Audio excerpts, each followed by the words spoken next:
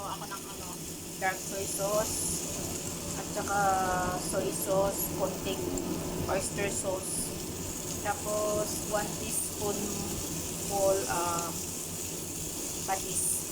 Yan, tinimpla ko na dito guys. Bago natin ilalagay dito.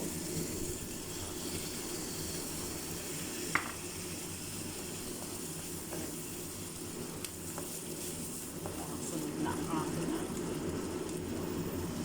Ayan. Tapos lalagay na natin yung odon. Lalagay na natin yung odon.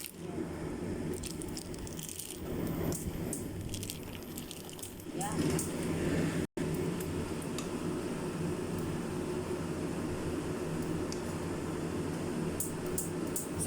Hiwalayin na. Ito na guys, yung pinalabasan niya.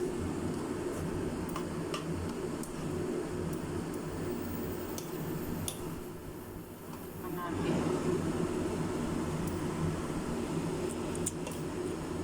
Yummy. Ito, ilagay na rin natin yung itlog na prinito ko kanina. Ayan siya. Ayan, ganyan. Ganito kami magluto ng odon dito. May itlog, may ham. Instead na gagamit ka ng pork. Yan ang gusto nila. Ayan. Okay na.